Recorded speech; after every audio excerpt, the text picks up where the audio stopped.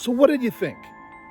Did you think you could just climb under the fence one night, build your unsightly house anywhere you felt like on my property, eat my vegetables, wreck my trees? No, I will not stand for it. And you are not welcome here. Well, why didn't you say so? We're coming to you today from McNally Meadows, which is the name that my wife and I gave our acreage. There's a lot of trees. There's no hay, no cows, except for the alliteration and all the grass that we cut, which I suppose could feed a cow. I don't really know why we call it a meadow. With all the weird and wild critters out here, I think a better name might be the 10-acre wood. Anyway, I was doing some spring cleanup, and I come around this woodshed here, and I noticed in front of me a fresh molehill. Oh? And I thought, maybe there's some acreage owners out there that would like to know how to get rid of moles.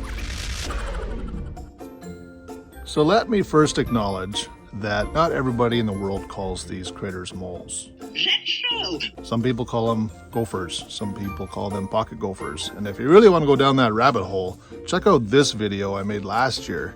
And if you don't want to watch all the super slow motion gopher shooting, scrub to the end and the great gopher debate. Say, you sure know a lot about squirrels. Say, you ought to do something about that speech impediment.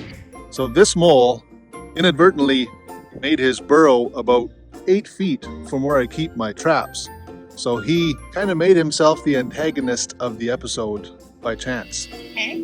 If you've got a mole problem, you'll see a fresh mound of dirt, probably multiple mounds of dirt, and they will keep making mounds of dirt until you catch them and kill them. What? Basically what I have here is the actual trap itself. I'll show you how that works in a minute.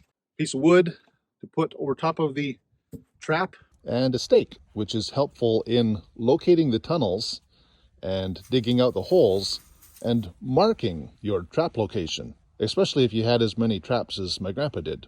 I don't have a lot of memories of my grandpa. I can remember duck hunting, and I can remember catching jackfish at Handsman Lake. One of my fondest memories is trapping moles with my cousins. All us kids would jump in the back of the truck. Grandpa would head out into the pasture, and he'd have, a couple dozen mole traps. Us kids would run ahead and check the traps and be pretty happy if we were lucky to find one that had a mole in it. So one of the big reasons Grandpa liked to keep the moles under control, they make a mess of a field. They do make it fairly torturous to drive a tractor around field with 10,000 molehills on it. It's pretty hard on equipment, and I think that was probably the primary reason. Now, we don't have a hay field, but we do have some shelter belts, and we do have a garden. And Karen will laugh when she hears that I said it's our garden. It's most definitely her garden, but we don't want moles in our shelter belts and in our gardens and in our lawns. If I was you, I'd think about skedaddling out of here. They're not a very welcome animal. So the hardest part of catching a mole is figuring out where to put the trap. It certainly is. You need to get it situated in one of the tunnels, but where's the tunnel? I don't know. There's no holes to give us a clue. So you're left to kind of poke in the ground around the mounds to find the tunnel. This particular mole has obviously moved in overnight. There's no nearby holes. Like, for example, if there was a hole, 20 feet that way, I would assume that there is an underground channel going from that mound to this fresh mound. And that's where you would look, is in between the two mounds. Here we've got a cluster of mounds and nothing else around us. So my guess is he's packed his bags elsewhere and moved into this neighborhood and decided he's going to make some tunnels. The first underground city ever built. So all of the tunnels are going to be right in tight to these mounds.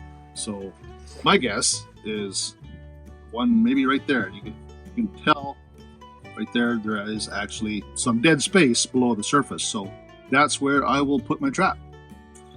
So you start by digging out the tunnel, and you can right away determine which direction the tunnel's going.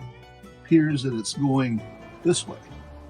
The other tricky part is to know where the mole is at this particular moment, because if he's that way, you're going to want this opening facing that way.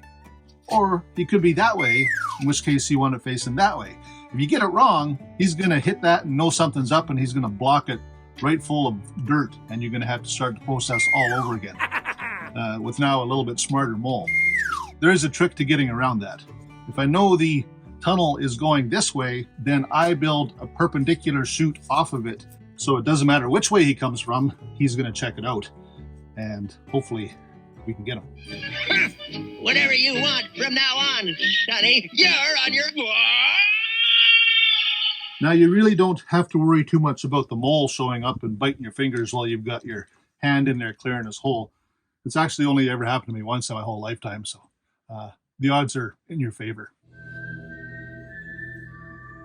So these are the traps that are most common nowadays. They're pretty efficient dispatching systems. It's got a little steel cable inside there, kind of a mousetrap mechanism on top, metal rod in the end there, and you want to be sure to tuck that cable in tight to the edge. Essentially what happens is the mole comes along and goes in there and pushes that little piece at the end and is dead within 30 seconds probably. The old system was the use of these Victor traps. They're not used as often anymore. They're a leg hold trap, so typically they would come along, step on that. This one's a little rusted up, but it would grab them by the leg and hold them until you come back and dispatch them manually. So a little less humane. I only dig those out when the mole gets really smart and keeps plugging these things numerous times. And if you do use these, you just got to remember to check them very regularly. You don't want that animal suffering any longer than they have to be. So I've got the tunnel going from there into there, and then I've made this slot here to put that in like that. So let me get this set quickly. That in there like that, so it'll come from one direction or the other and should go in there, and we should get them. Now you can't just leave it like that because they don't like light, and if they see light they'll start pushing dirt in before they even get to the trap. So you got to make it look like it was totally undisturbed. So we'll put that on there. It's not quite big enough to cover this end, but that's okay. We can just fill that in with dirt. The mechanism's on the other end anyway. So we just use some of this nice handy dirt that he provided for us. We'll cover it up. Put that right close by to mark it. Not like I'm going to forget where this one is anyway, but there you go. Now, because this is a kill trap, it's not critical that you come back and check this every couple hours. They are nocturnal animals. They only move at night. Can't a rodent get a little sleep around here? I typically would set the traps and then go out the next morning and check them. If we got them, we got them. We can level all the dirt back out and move on with our acreage living, or he's plugged it with dirt and we'll have to dig another hole, reset the trap, and try again. So cross your fingers until we come back. The following morning, let's go see if we got anything in our trap. Wait. You excited to find out too, hey? Okay, well, let's take a look. And hey, wipe this off. Looks like we got them. Let me show the people what the mole looks like before you run away with it here. This is what happens to moles that dig too close to my woodshed. Instant death, pretty much. This is a nice trap design, effective and easy to use. So this is what Mr. Mole looks like up close.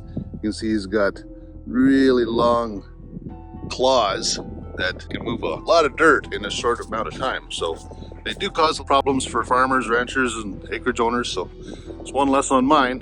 What I do with this now? Well, that's up to Callie, I guess. Can't a rodent get a little sleep